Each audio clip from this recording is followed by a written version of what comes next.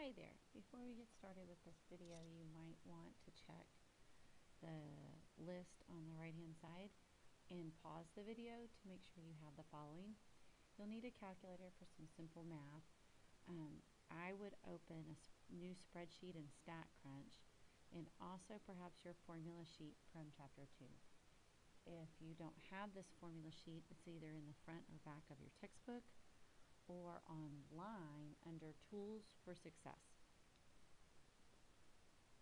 The purpose of this video is to show you how to do an estimated average and standard deviation from a frequency distribution.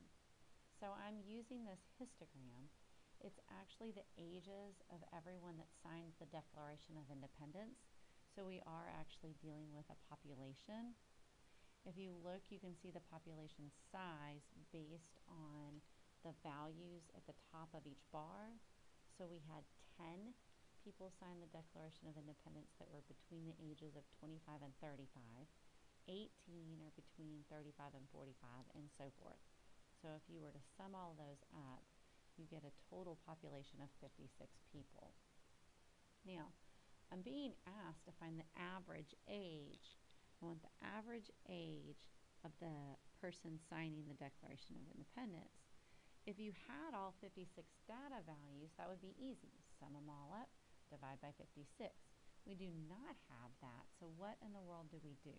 Well, in my course, my personal opinion is to always check your formula page first. So down below, you can see that I have just cut and pasted the part from Chapter 2's formula page that might help us out. So the population mean, this one right here, doesn't work for me because I don't know each individual X. So this is, yeah, and I just gave you a raspberry. Okay, awesome. It's not a sample mean. It's not a weighted mean. Oh my goodness, look at me right here. Gold.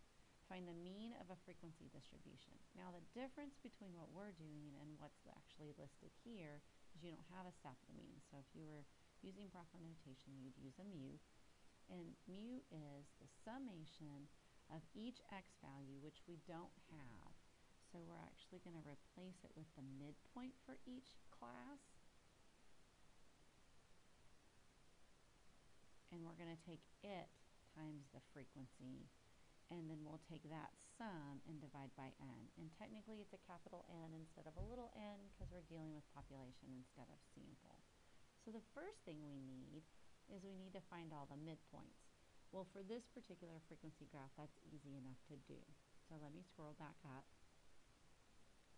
The midpoints, I think, are easy to see. I have 30, 40, 50, 60, and 70. But remember, you find the midpoints by adding the two endpoints and dividing by 2. So we need to sum up each midpoint times however many times it happened. This is the best way to approximate the mean for this sample. In this case, the sample is the population. We're going to take all of those values and add them up and divide by 56. So I need to go back and find the frequencies. For 30, it was 10.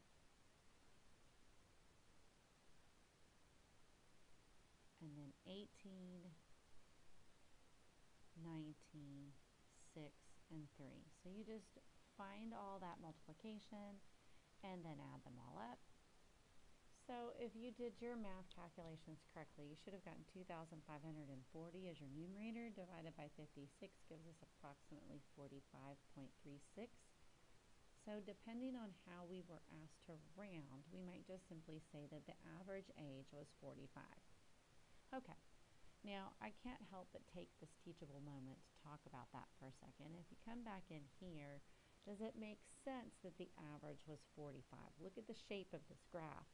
The majority of your values are falling between 18 and 19, so I would say yes. Awesome. Okay, so that's not too miserable. So again, the big difference between here is this x is representing the midpoint of each class. So you'd have to find that first, take it times the frequency, do that for every class, and you can see that down here that I did that. There's the first class, second class, third class, and so forth. add all of those up and divide by the total. So, ta-da, easy, easy, find the mean of a frequency distribution. Now, to find the standard deviation is a little tougher, and sadly, not on our formula sheet. Do you see anywhere on here that we have the formula for finding the standard deviation for frequency distribution? No. So, boo to our textbook for leaving this out.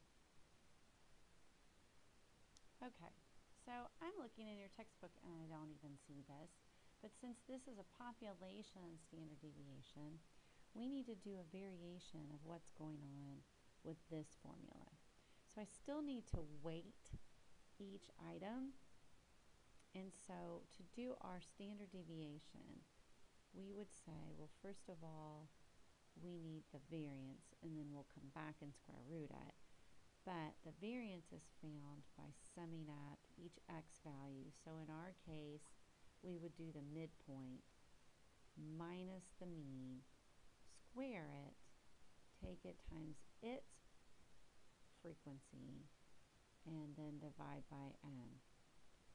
When we're all said and done with all that, come back and square root that nonsense. But this is the piece that weighs it for us, basically, and the midpoint is acting like everything in that interval. So if you come back up here, for example, there's 10 items in this first interval, but we don't know what they are. So 30 is representing those 10 things. Now, we're going to do this in StatCrunch, actually. It's a little cumbersome. It's kind of like using Excel, but if I can get us transferred over, I'm going to show you that I have the following items in StatCrunch. I have the midpoints listed in column 1 and the frequencies for each in column 2. What I want column 3 to do is my math work for me. So I click on an open cell and I'm going to go to data and click on compute expression and tell it to build. So I want it to do that formula for me. I want it to take, and I'm going to build it in pieces. So I want it to first take all the midpoints and subtract the mean. So I'll start off with some parentheses, and I'm going to take the midpoints, and then I'm going to subtract the mean. Now that I have to type in. So I'm going to type it in as 45, just to keep the numbers nice today. And then I want that value to be squared. So we'll use the raise to button and square it. And then we want to take it times whatever its magic frequency is. So we'll add that column. So this formula is going to take the midpoints minus 45, because that's the mean, square all those values so none of them are positive or negative, and then times each frequency. I hit OK and tell it to compute, and now it's been added where? Oh, way the heck over here. I don't know why it did that. It should have done it right here where I was clicked, so maybe I accidentally clicked over here. That's a bummer. All right, we'll survive. So this is the midpoints, and we're ready to go. Now what I need to do with this is get a sum. So I'm going to come back over here and try desperately to make the sum be here. We need to go to stat. Now this is small enough data that you could sum that up yourself and then divide it by n, okay? But I'm going to go into data again and go to compute expression, build. Oh, I am a liar. That's not where I want to go. Ignore me. Okay, so I'm going to go to stats and go to summary stats. And I want to do a summary stat on a column. And I want it to be the column that has all that work. And all I want is the sum. So if you come down here, you can click all I want is the sum and compute. And so the sum is 6,400. What do we need to do with that 6,400? So the standard deviation is the square root of that 6,400 divided by the 56. and then we have our standard deviation.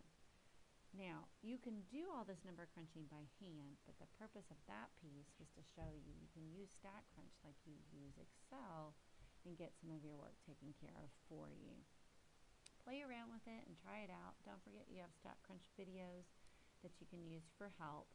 But the main purpose of this video was to show you that you would use the midpoints and the frequencies in order to calculate the average and standard deviation. Have a great day. Sorry for being so long. Bye.